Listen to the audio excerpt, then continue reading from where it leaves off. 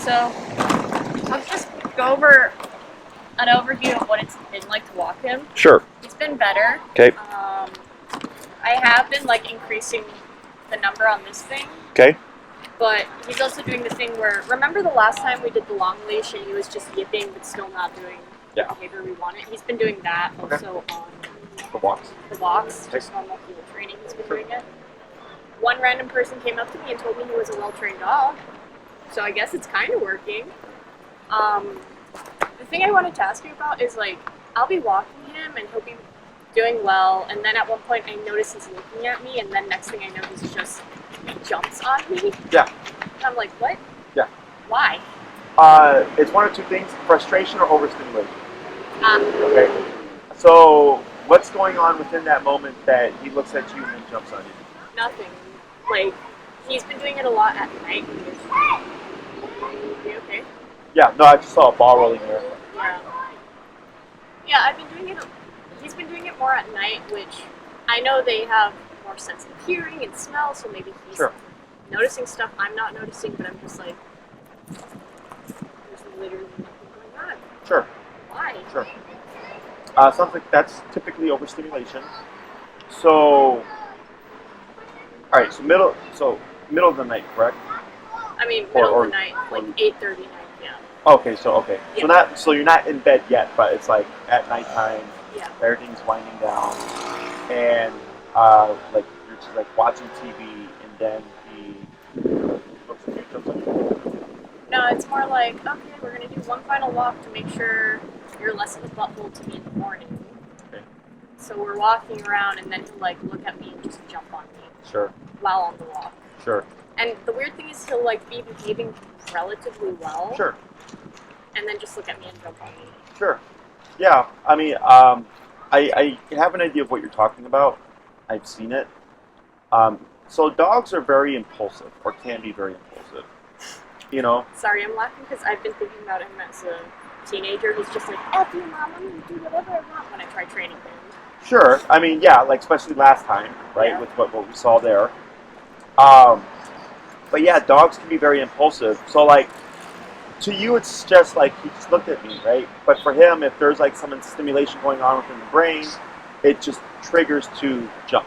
Okay. So for instance, for humans, like let's say we're stressed out, people go for a walk, they go for a run, they hit a punching bag, they smoke a cigarette, they have a beer. You know, we all have different outlets for stress, right? Same thing for dogs. They express things. So like if he's excited, nervous, anxious, fearful, suspicious, like all those things are going to manifest themselves as some kind of physical response. And overstimulation can be jumping, you know, pushing up with the paws. Now, if you were to tell me you're walking with him, and while you were remoting him, he did that, then I would say that's frustration. If he's just doing it seemingly out of nowhere, then that's overstimulation. Okay. And a dog can look calm, but still be overstimulated. Yeah. So overstimulation doesn't always mean like always excited, always happy. It just means the brain is always moving. The brain is always on, right? So a dog can just be like laying down, but still overstimulated. Like the brain is still like awake. Whereas another dog would just lay down and completely chill out. Okay. Okay. So basically, my dog is like me. Never turns off the brain. It's just always going, which can be very anxiety and stressful inducing. Yeah. No, it's the same thing for dogs. Okay. Cool. Okay. Now the thing about dogs is they go by what the human establishes. So he can learn to have an off switch, but you have to make him have that off switch. Okay. It's one of the most common things that I deal with, and typically for dogs, it's the lack of formal discipline, which is what you're doing now. So then,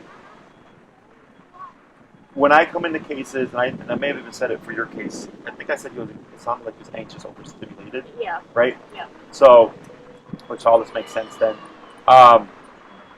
is that with the direction of like the heel, the focusing, the disagreeing with the reactivity behavior, making them do things like, you know, stopping with the picking up of sticks and all that stuff, that's actually the stuff that addresses overstimulation. Okay. Now, if you feel like it's getting more frequent, or it's static, right, like not getting better, then I have to look at everything as a whole and figure out what's missing or what's not being done correctly, or maybe we're doing something incorrectly. Um, so let's go with the walks. Um, Walks you said were better. You've been employing what we learned last week, okay? And what have you seen in terms of reactivity? It's a specific stimuli or in general? We'll do general first. Uh, he's better. Still reactive, but Okay. better.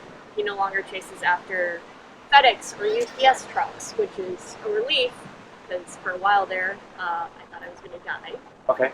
And you're talking about in passing, right? Like Yeah, you're here and there's yeah. a UPS truck. Okay. Yeah, and he doesn't park at bicycles or those bicycles with the motor on them. I don't know what those are called. Oh, mopeds or whatever? No, Or like motor- they're literally, you can buy a kit to make your bicycle engine powered. Interesting. It's really weird and super loud and stop it. Emma. Good. So he's been generally much better. We still have dog reactivity. Okay. And I do make him, I'm like, please behave yourself, but it sort of feels a little bit like he doesn't care. Like, Okay. Sure.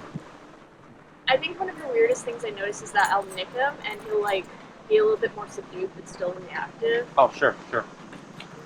He's sort of like, okay, well, I can't do what I want to do, so how about this intermediary? And I'm still shocking him, and he's still doing it. So And what's your number at that point? it's usually around like 37. Okay, so you're higher. Oh yeah. No, I took your advice, which is also part of the reason why I think now when we walk, I try to correct his behavior he gives. That doesn't always necessarily comply. Sure. Yeah. So that's what sucks, right? Yeah. And then this case is rare, where a dog is vocal, will take the hit, be vocal, but still be acting the same. Like I said, he's acting like a teenager. Sure. Yeah. I mean, it's like me when I was at that age. Like my mom would spank me, and One like of these? yeah, chancla. And I'd laugh it off. That she was spanking me, and eventually it was ineffective again. And that was more effective. Feel stronger. Yeah. So when you're remoting him for the reactivity, the high spin is 37, right? You tap him, he yips, and he's subdued, but still it seems like he's stimulated, like that. Yeah. Okay. And there's a dog right there. Okay, so give him a tap here. Okay. Now look at Elmo. What does that tell you? Oh, he sat down. Okay, so keep looking at him, right? Tap. Wait a moment. Tap. A little bit better. Tap. It's okay. Now we're gonna wait and relax. See how he keeps going back? Yeah. Okay, tap. See what he does. Oh, he's sitting right next to me. Correct. Now the next thing you're gonna watch here is you have to let the pining go. Okay? The pining is attached to the looking. And now that he's not looking, the pining should go down. Okay? And what you did here was you tapped him to say, I don't want you to look at that dog, right? He kept looking. I don't see another dog. Yeah, and I'm trying to figure out if he's looking at something else. So I'm giving him time to let this anxiety go. So he starts to get pent up, and you're telling him, because he was shifting, he was following the dog, he said, don't look at the dog, and he did it about 45 times. On the third or fourth time, he got up and turned around, right? But then he turned back around and looked over there. Then you tapped him again. And then I think he did it one more time, then you tapped him again, and then he shifted here and he said, oh wow, he sat next to me. Okay, without any words, without any direction with the leash, just tapping on the remote, he was able to figure that out. Okay, so what that shows me is that Elmo has a concept, a pretty good concept as well, of what he's supposed to do. But he's getting so overwhelmed, right, that so when you tap him, you go, I disagree with that behavior, right? And then he moves. And then you're going, what are you going to do next? He kept staring and looking and whining. You tapped him again, I disagree with that behavior. He repeated the behavior. Again, staring and whining. You tapped him again, I disagree with that. And eventually he kept disagreeing until he went, okay, I'm going to let it go. Now he hasn't whined for like the last 2 minutes. Yeah. Okay? So don't worry about the whining. The whining is residual. The whining is residual anxiety of what just happened. Okay? What I care about is what is he doing. So the body tells you what the brain is thinking. So earlier it was, I'm pointing at the dog, right? And then you remoted him, and then he went over here, and then you remoted him, and then he positioned himself right next to you like this. So now you have the attention. Does that make sense? Yeah. Because he's closer to you, that which communicates he's more mindful.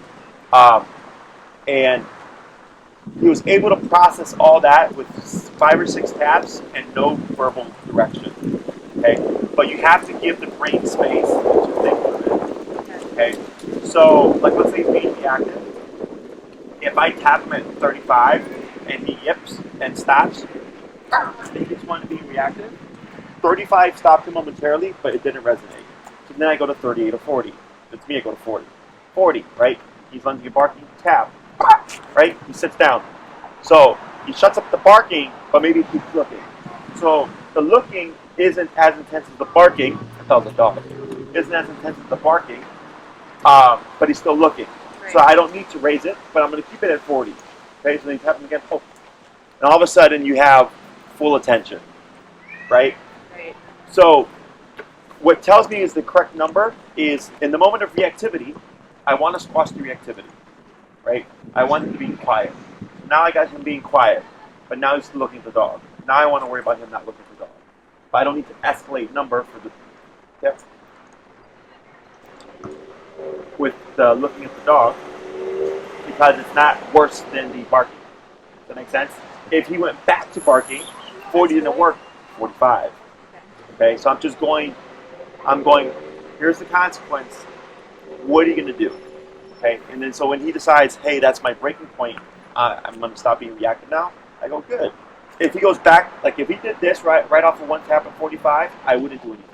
Okay. Because he's giving his back to the, if there's a dog here, he's giving his back to the stimulus, and he's giving the attention to you. Okay? Now, I didn't ask for the attention. He's offering. He's going, all right, cool. Like, if I can't be mindful of that, I'm going to just err on the safe side and just look at you. Okay?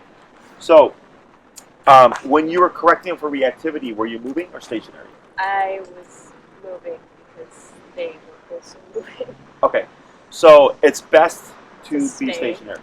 Okay? Until you get all that stuff resolved. Okay. Because moving, reactivity is a moving behavior, lunging, barking, and walking, of course, is moving. So you're already at a 3 with the walking, and then he just jumps from 3 to being reactive, and it keeps him in that mental state. That just being stepped aside and just very passive, it takes steps to escalate, but then it's very clear when he stops the reactivity.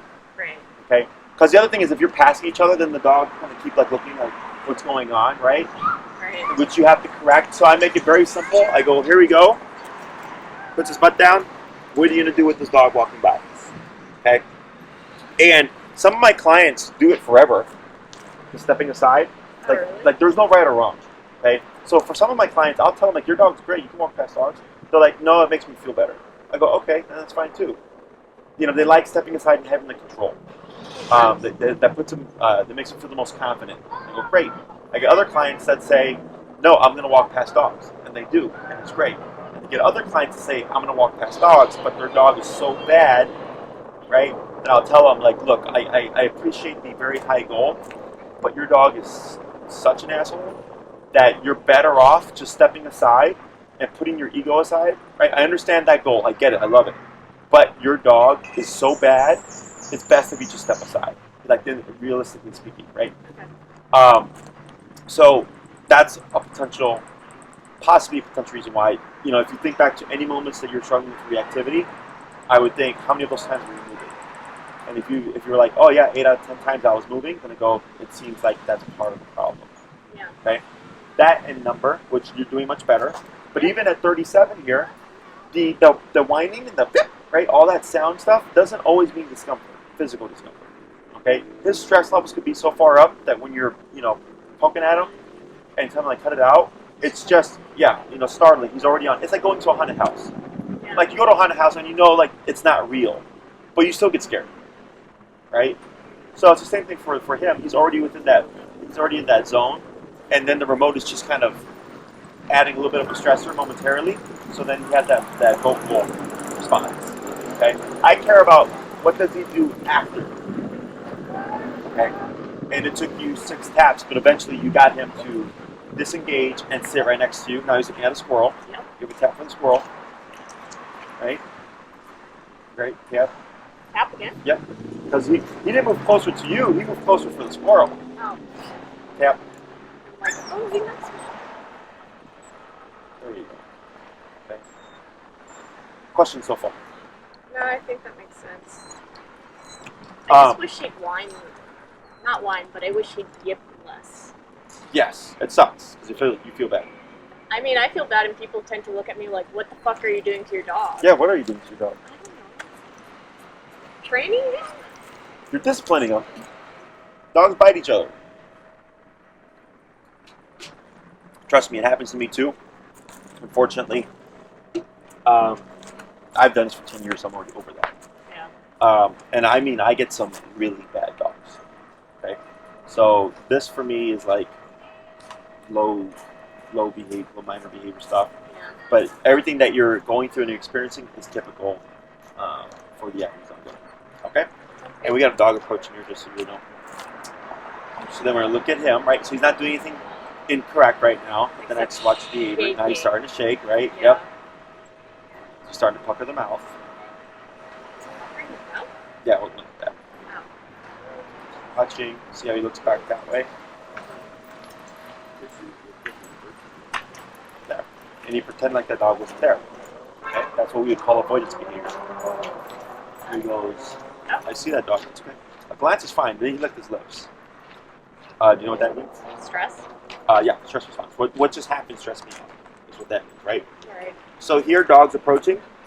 He was panting, open mouth, no problem. And then, like, right here is when I would expect Elmo to look, because it's right here, right? But he went more like this way. And that dog passed.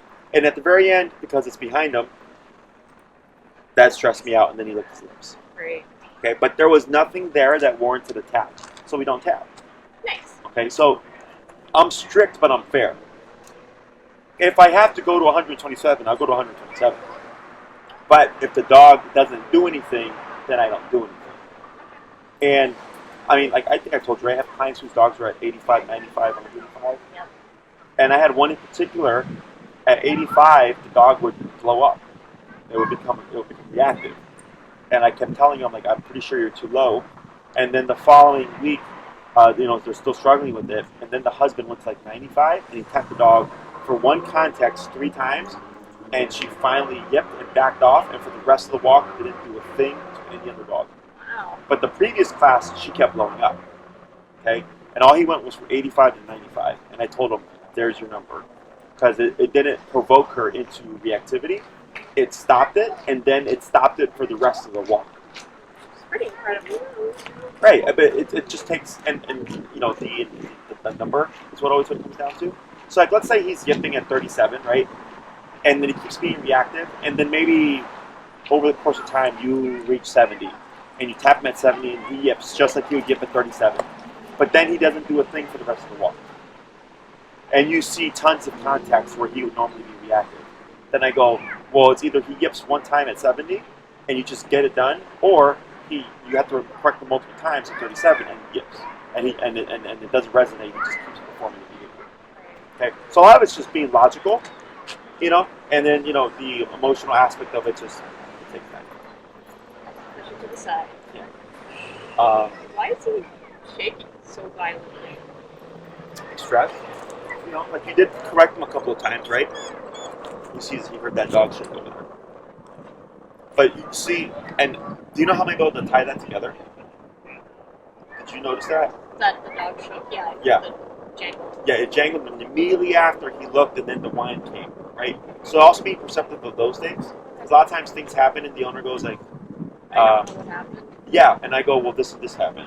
Right. So whenever I like, the only way I can explain it is that when I get a response from the dog, at the moment I kind of take a snapshot of what happened within the environment, and I can tie the things together.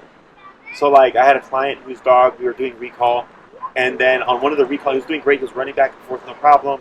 And then on one of them, the wind blew really hard, and the dog scattered. Right? And then the owner was like, come, right? And the dog flipped out, whatever, got the dog back. And then he was like, man, why did he do that? He was doing so good. And I said, is your dog scared of wind? And he said, yeah, he is. And then he was like, oh, yeah. He's like, a big gust of wind came through. I was like, yeah. I was like, simultaneously, when your dog scattered, the wind had picked up. And it was pretty strong. It was a little guy. Oh. And he's like, it makes complete sense now. But had I not explained that to him, he would have just like passed it off as a random moment with his dog. But I was like, no, it was like your dog's scared of wind, and that happened as he was doing a recall, and that's what spooked him. Okay. So, getting used to that, just awareness. Awareness is healthy; it's good in general. But it'll help you better kind of pick up why he became reactive. If you're walking with Elmo, and if I were to walk with him, and I hear like a random like the sound of key tags or key tags for a dog, I always like look, and you might see me paying attention when I look, because I hear something that gets my attention. Since I know he's reactive, I'm more aware of the environment. So this way, if I hear dog tags, I think, is that an off-leash dog? So then I look, and I go, nope, that's a dog walking with its own, and I can go back to this. So for you, it's the same thing. If you ever feel like something happens randomly, or he was doing really good, and saw like a bunch of dogs with no problems, and he finally blew up, you want to be more so kind of checking in on what his behavior is like, because he could be stacking with every dog that he sees, becoming more reactive. You think they changed the direction? It keeps going to the street. That ball. No. It's particularly good at Pick a new sport, please. So, just be more aware of your environment so that it'll put you ahead with Elmo here. Okay? But I'm happy to hear that you're going higher. Other questions? No, that's pretty much it. It's kind of weird because on the walk here there was like, I kid you not, 7 dogs. Okay. I'm just like, And how was he?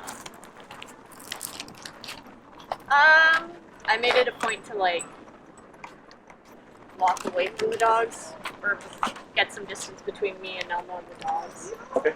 Because I was just like, Time? That's fine. but he definitely was more on edge. And I'm just like, Sure. I hope there are dogs at the park, Sure. So, but there are not as many dogs here. when you, at this point, and this happens with everybody, okay, is you've got a good concept. It's just what's the number that's going to make them respect the concept. That's all it is. As dogs are stupid simple, humans are, we make things complicated. So what I would do is I would suggest you do what I told my other client to do. That she was struggling with reactivity about 4 weeks. So just increase that. Yeah.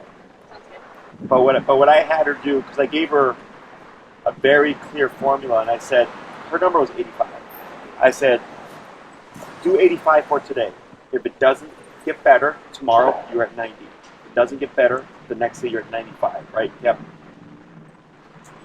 I told her, and then the next day you're at 100 if it's not getting better. And I said, the moment it gets better, you're going to keep it there, and then see what happens. Does it become more? Is it less frequent where he becomes reactive, or is it seeming? Is it static? Yeah. Right. Yep. That's fine. He's literally hiding. Yeah, that's avoidance behavior. Okay, and I'll cover that too. So so each day was increased by 5. Right.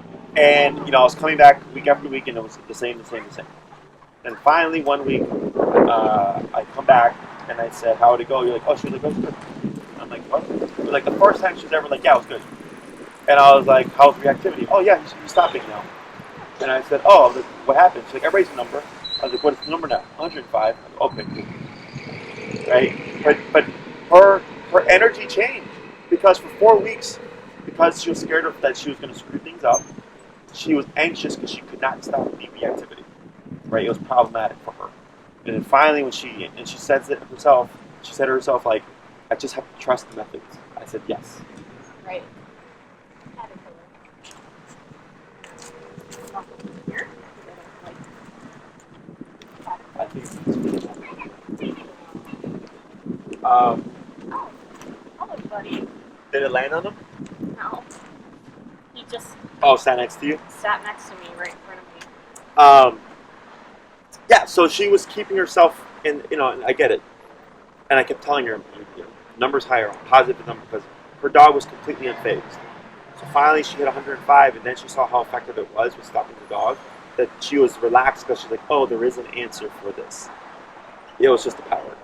Okay, so for you, you can do similar thing, but we want to make it simpler, is step aside. Okay, step aside, shorten your leash, let it happen. You're at 37 today, and you go, I've seen 5 dogs and he was reactive 5 times, but I was able to stop it at 37. Okay, so the good thing is you're able to stop it. The bad thing is it kept happening. Tomorrow, 40. Right? Hear that? We see 5 dogs. He's reactive 5 times. The next day, 43. Right? He sees dogs 5 times, and then after the first dog, when I correct him at 43, the other 4 times he doesn't do a thing. Then I go, oh, 43 resonated for the next 4 dogs. Then the next day, 43, right? Because it gave me great progress. Right. And then maybe I get the same pattern. 1 dog, tap, he stops really fast. The next 4 dogs I see, no reactivity. And I keep seeing that for day after day. Well, 43 is enough to stop him the first time, and it resonates for the rest of the day. But every day, you have to tap him at 43 at least one time. So that tells me 46. Because I stop him, and I don't see anything for days, into weeks, into months. Does that make sense? You're just trying to find the number that's not just going to stop him, but stop him and deter him from doing it again in the future. Okay, so it's the number thing. So I would try that. You're at 37 today, right? That's actually 34. So 34 today, 37 tomorrow if it doesn't get better, 40 the next day, 43. So you're just going up incrementally, okay? Until you find, oh wow, he hasn't been reactive ever since I went to 46. Okay. And what then the other part of it is the yipping, right? You tap him at 46, he yips, but now it's more infrequent that you're having to tap him because you're getting it in his head anyways. Does that make sense? Yeah. As opposed to just annoying him and he's yipping, but he's not paying attention, he's not wanting to do it, Right. right? Because you'll be tapping less because he'll be respecting it more. Questions? Now I think I get it. Now it's just a question of implementing. Yes, which is typically the hardest part. Okay. After. So we're going to make things a little bit easier today. I'll be right back. I'm sorry.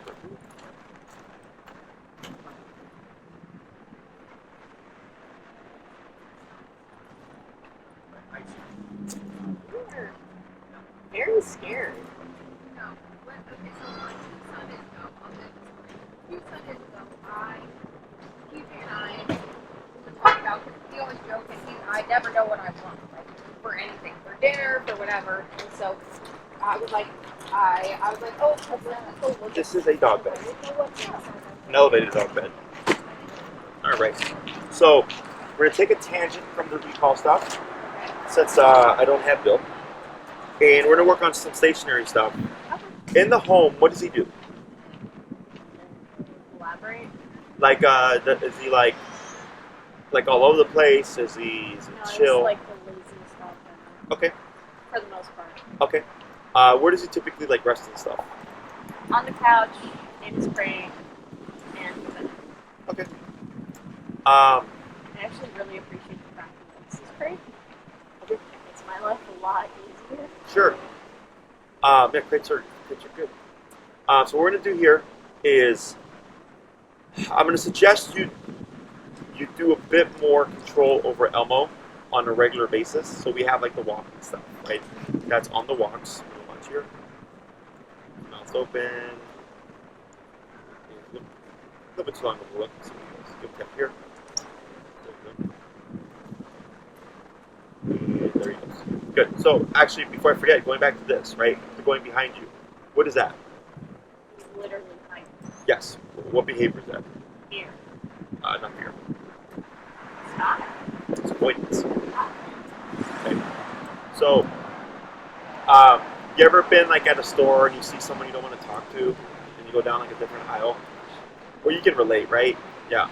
Yes. So that's avoidance behavior. Okay. So avoidance it can come from fear, but it can also come from like just like don't want to talk to that person, right? Don't want to deal with them, whatever. Yeah. So same thing for dogs.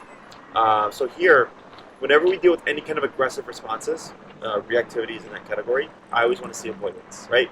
So like I have a dog who was really bad in the first class, and he's a friendly dog. He just gets so overstimulated, he starts lunging and barking.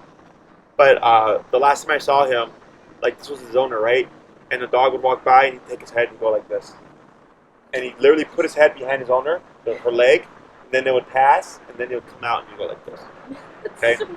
So that was avoidance behavior. So he was going, all right, well, when I look at dogs, I have to bark at them, but I know that barking at them is not allowed anymore. So I need to deal with it another way.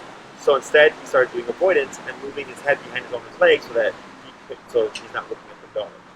Some dogs will turn around and give their back to the dog. Some dogs will hide behind their owners. It's perfectly fine because he's making the decision. If Elmo's making a decision that's not going into conflict, it's good because you're telling him, yes, that is another option. You can't do that.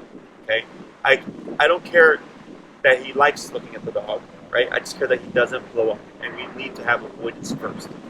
And it's the same thing for people. Like people obey the laws to avoid the consequences, right?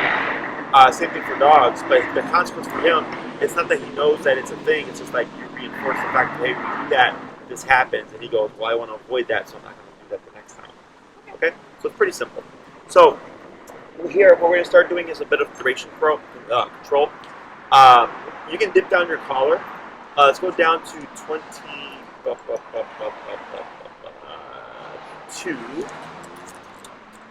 So whenever we teach anything new, we always want to go down lower. And this is just going to give you some stuff to practice. Tip. The dog's monkey does. It's the ears. And all that shaking is good. Yeah. Yep.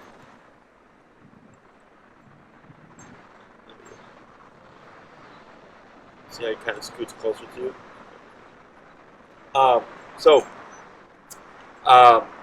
Start practicing some form of control in the home. So it's not just like, so typically people only use the stuff when like they absolutely need it. Like for you in this case, it's like reactivity, right? So you're using the walks and stuff. Or if he's already blowing up, right? But the rest of the day, the dog's doing whatever they want. So there's no consistent like structure. You know, like so at my facility for our daycare and our boarders, like it's not a free-for-all, play all day type of deal. It's they'll come in, you know, we put them in kennels, we let them go potty. There's some playtime. Then for the dogs that we've trained, we put them on placemats like this, and they do duration work where they have to just sit still while things are going on around them. They go on the walk, the pack walk, so it's a nice structured long exercise, a long walk, burn off some energy, but at the same time they're not all over the place. They're all walking in a very nice formation. And then they come back and they rest and it's quiet. There'll be dogs in the play area, but there's dogs resting in the kennel and everything's quiet. It's consistent structure. Okay, so some dogs you can get away with not doing anything, and they're not reactive. They're good. They're well behaved. Whatever. And there's other dogs that need more structure in order to be well met. Okay, they need a little bit more daily maintenance. It's just like with people, you know. Some people need more strict, like for kids, like you know, like that's why we have boot camp or whatever. We send them off to. My brother got sent off to boot camp, if I remember correctly. You know, to like straighten them out. So it's the same thing for dogs. Okay, it's nothing bad. He's not going to sit there and think like, oh, mom, you're just being more strict with me. This is so mean. You might see an uptick in protest behavior. Okay, because he's going, what, more control? Are you crazy? I've been doing anything I want for like majority of my life. And so then we have to work through that. Okay? So, have you ever done any of this before? Already. So what you're going to do is very simple. Is we're going to use the leash to guide Elmo. You might get, even though he goes on the dog bite at home, you might get a little bit of resistance here because this is an unfamiliar object.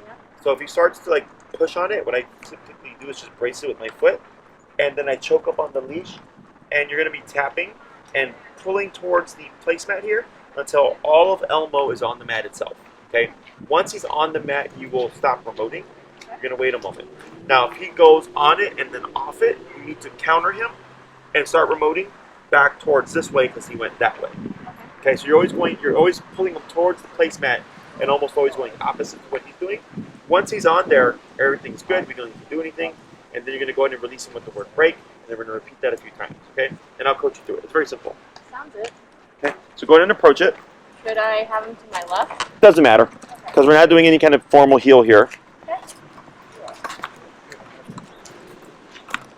And then what I'm going to have you do, because he hopped on there no problem, which just makes our lives easier. Yeah, he's actually kind of a curious dog. And go ahead and just, I'm going to have you take a step back and go ahead and pull Elmo towards you. No tapping, but keep where you are. There you go, like that. Good. And then go in with your right hand, grab your leash. Take one step forward, but do not allow Elmo onto the mat. That's good right there. Yep. Now, you're going to start tapping. Tap, tap, and lightly pull towards the placement. Yeah. Right there. Good. And brace. And a boy. Good. And you're going to say break. Break. And we're going to repeat that a few times.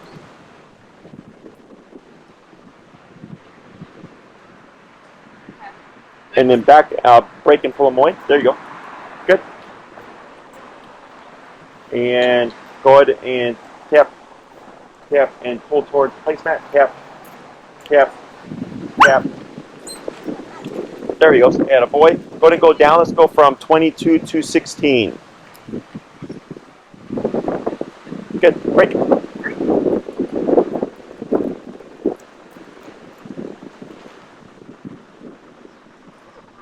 Good boy. You seem to understand that you're meant to sit next to me. And tap. Tap? Yep. Tap. Tap. Tap. A little bit of pressure. Tap. Tap. Tap towards the placemat. Tap. Tap. There you go. Right there. Good. Let's try 18. I'm not sure if you really felt that there. Good boy. And break. Break.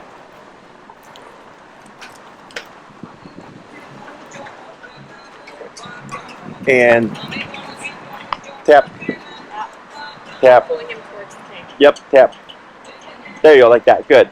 So what you're trying to do is get him to walk towards the placemat using only the remote and a little bit of leash pressure. Okay? 19.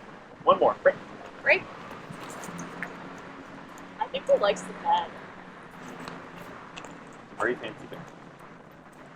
And then tap. Tap. Tap. Good. And press.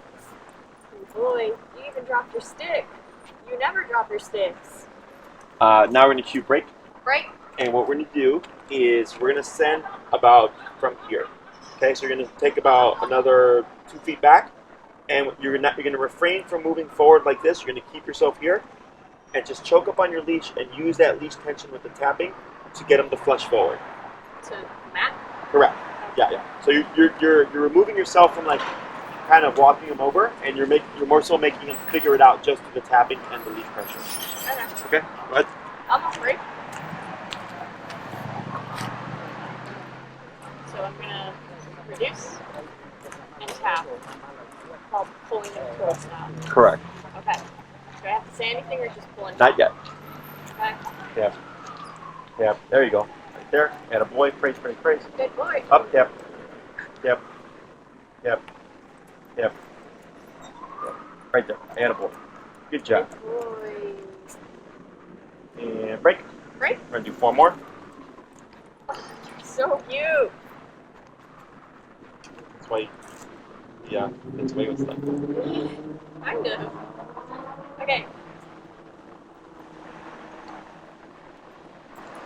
Yep. Yep. Yep. There it is. Good. Yeah. There you go. Good. You got it. You got it. Good. And break. Break. Good. 3 more. Yep. There you go. Good. Good boy. Break. Tap. Good. Tap. Tap. Tap. Tap. There you go. Good. That's frustration. That's not discomfort. And you're still at 18, right? Yes. Break. Great. Last one. Ready? Good. I'm going to take a step forward. Good boy. So, pretty simple, right? So all we're doing is we're teaching Elmo that when he feels pressure, pressure means to go onto the placemat. Okay? And we're going to add a cue to this. The cue that we use is place. Nice. So this is something that you can work on inside the house. So like, let's say Elmo's the laziest dog, right? Like he just chills all day. You might find that if you try to get him to stick, because this is meant for a extended period of time, an hour, 2 hours, 3 hours, however long the owner wants, that you might find that when you tell him to go there and not move for like 2 or 3 hours, is he might struggle with that because now he's doing it on your terms, not on his terms. Okay.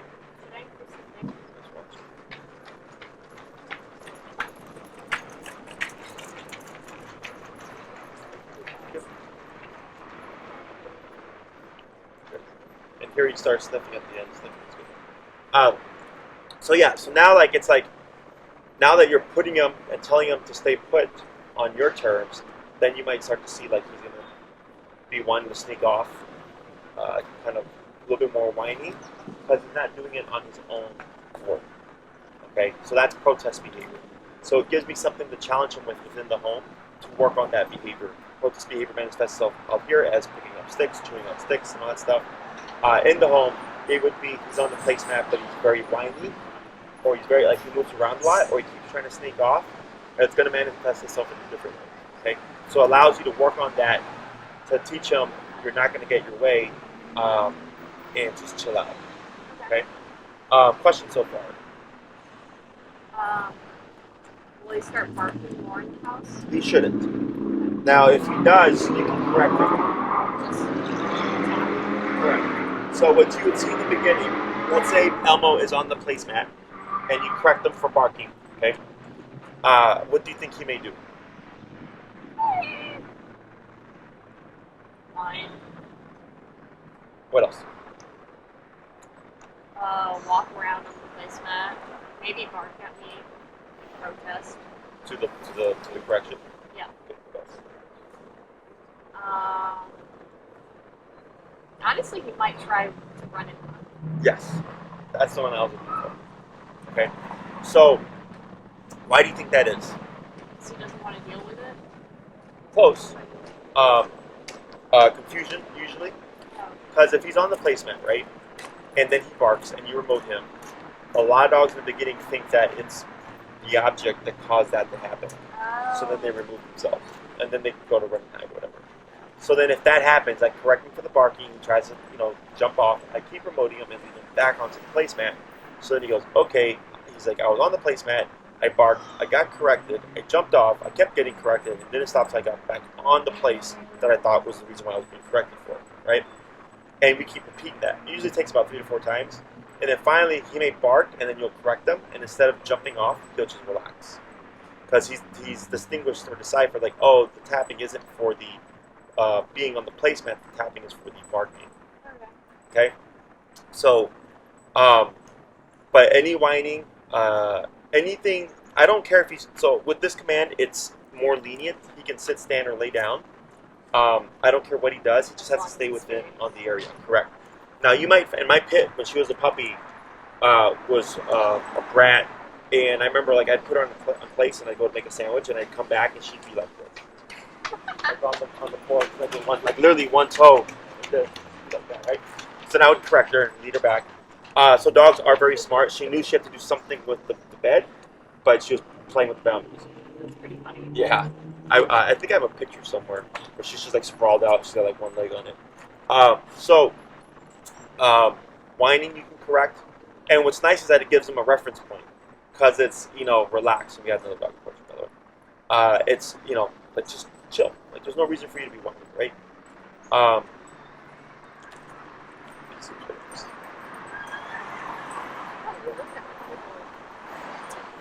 Question so far? No, I think I get it. And I have a giant pillow that is for him, so we can practice place on that. Yeah. So, and place can be anything that has a boundary. Yep. Yep. you know why you tapped there? Because the other dog was looking to throw fists. What else? Because he was still freaking out. Oh. Okay. What was the freaking out part? His head was following. Okay. What else? That's the only one I noticed. He was puckering his mouth. Oh. Okay, well, not so much puckering, because puckering is like open close, but he did that where he like kind of closes it, like he wanted to bark there. Right. Okay, so you're correcting that tension. There he goes. So that it didn't escalate. Because as you ignored all that, potentially he escalates. But then also what happens is, let's say he didn't blow up here. It went unaddressed. And then the next time a dog comes by, potentially he then blows up. Because he's well, not so much gambling, but he's stacking from the previous time. So that's why it's also important that when you address the reactivity, you have to squash it completely. Okay, you have to get him to give it up completely and go back like earlier when he went positioned himself next to you. That was completely. Okay, and that took 5 to 6 taps, and it took maybe a minute to a minute and a half of correcting and seeing what he would do to get that response. So for you, because you're just learning this stuff, it's learning to recognize, okay, what's the appropriate number? Did I shut it down completely? Or are there any signs that I missed? You know, has he been stacking every time he sees dogs and I'm not? You okay? Yep. B. Oh. And I'm not catching it. Okay? Question so far? No, I think I got it. Should I tap him if he like licks his mouth? No. No. So the licking of the mouth, there's nothing, that's not a bad thing. Okay. That's just letting you know this stressed me out, right? Okay. So like, let's say we see a dog walk by, right, at the other side of the park here. He doesn't do anything. Right. Then we see a dog walk by in the middle. He doesn't do anything. Then we see a dog walk by right here. He licks his lips. So what does that tell us? He's stressed. But he's not reactive, so that's Correct. But where does he get stressed at? when they get closer. Correct, right? At about like a 15 to 20 foot distance. So now I know we have the threshold. Now he's fine with anything past that threshold. He gets a little stressed when it's within that threshold. And then we might find that right here is when he would blow up. Right? So I go, okay, his reactivity threshold is about 3 to 4 feet. So it gives you things to work with so that, you know, it's like it's like him, or like just someone just telling you, like, you know, what you just said upset me. You know, like they're just like acknowledging, like, hey, don't do that. You know, so he's just like looking, and then in this sense, it's not so much don't do that. It's just like this moment stressed me out. And when I see those things, I go, okay, cool. Now I know where he's at mentally, and then I always use it to my advantage, and I press it more, and I can close that gap in terms of, you know, the distance from him to the dog, because that's life. Like here, we have a nice safety net of 15 to 20 feet, but when you're on the sidewalk, you don't have that. You only have 3 to maybe 5 feet. So it's closing that gap so that he learns to deal with real life scenarios and not be reactive. Okay. Other questions? So what we're going to do is we're going to go and release Elmo. Break. And we're going to put a cue to this, okay? The word that I use is place. So you're going to cue the word first, then you're going to start tapping, and then you're going to use a little bit of leash pressure to guide Elmo towards the placemat. Okay. And I don't have to like point or anything? No, he's recognizing the object. So when you transfer this to his big pillow, you would do the same thing. You'd have it on the ground. Start about here. Right? If he runs on it, you just remove him. Start tapping, a little bit of leash pressure. He goes there. So then he goes, oh, this is just like at the park with Jesse on that placemat. And you repeat that a few times, and then he'll transfer it over to that object. Okay. And you can have more than one. Yeah. Okay. When you're ready, place. Place? Tap. Tap. A little bit of leash pressure. Yep. Right there. Very good. And praise. Good boy. And break. Break? And a few more. Okay. Elmo. Place? Tap. Tap. Tap. There you go. Tap. Tap. It's okay. Forward. Tap. Tap. Choke up a little bit. Up? Choke on the. Get closer to the collar. Oh. A little bit more direct, right there. Yep. Now leash pressure. There you go. Good. So when you need more leash pressure, let's go down to, what are you at, 18? Yeah. Let's go down to 12. So was that just he was confused what I wanted him to do? Because he technically was just sitting there staring at me near the end. Yeah, it could be frustration. Because you didn't, I mean, we've gone lower. Like we went from 34 to 22 to 18, now down to 12. It can also just be frustration of not wanting to do it. Because you're using negative. You know? So like negative it's a motivator. But it can also create frustration. Right? So then that's like, okay, cool, you had a big outburst, right? I'm gonna go down to 12. I'm gonna adjust it, right?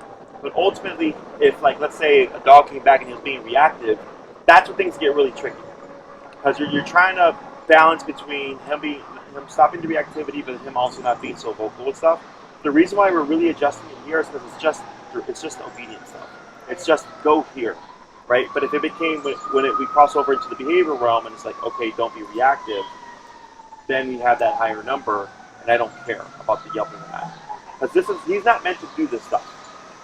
It's not in his genetic code to be told to go to place and go to a bed, right? It's something that we teach. So that's why we adjust the approaches. So let's say he learned this, right? It's been 3 weeks, he's been practicing, he's really good at it, and then you're at the park, and then you're tapping him and he doesn't want to go, and he's being resistant because of whatever's going on in the environment. Then I go, well, I don't care. Like, I'm going to make you do it. I'm going to increase the number because we've already done this for 3 weeks. I know you know it. You're just being a jerk, you know? So, but yeah, we go down to 12. Break. Break. We're going to try 3 more. Hey. Elmo. Place. Yep. There you go. Good. And you were pressing the bumpy button, right? You're not pressing the smooth button? Yeah. I don't actually know what this button does. It's continuous. So what happens is, as long as you hold the button down, it just keeps going. yeah, and when you let it go, it stops for up to 12 seconds. Okay. Okay? Because sometimes that happens where the owner will hit the continuous, and the dog will all of a sudden have an outburst, and I'm like, you continuous, and like, so that's why. Break, 2 more. Break. Oh, so sorry. I like pointed at the mat. It's okay. Elmo. Place. There you go. Tap. There he goes. Good. Tap. Play. Now choke up. Good job. Tap towards the mat. Tap. There you go. Very good. Good job. You got it. Break. Good. And 1 more. Tap. Tap. Ow. Okay. Elmo. Place. Tap. There he goes. Very good. And we're going to hold for a second there. Tap. Tap. Very good. So, here, much better. On some of them, he was getting it really quick, and others, he's still a little confused. It's normal, okay? Because we've only done this for like 20 minutes. Okay. So there's 2 aspects to this. One aspect is the send. That's what we're doing now. Okay, Elmo plays and he goes.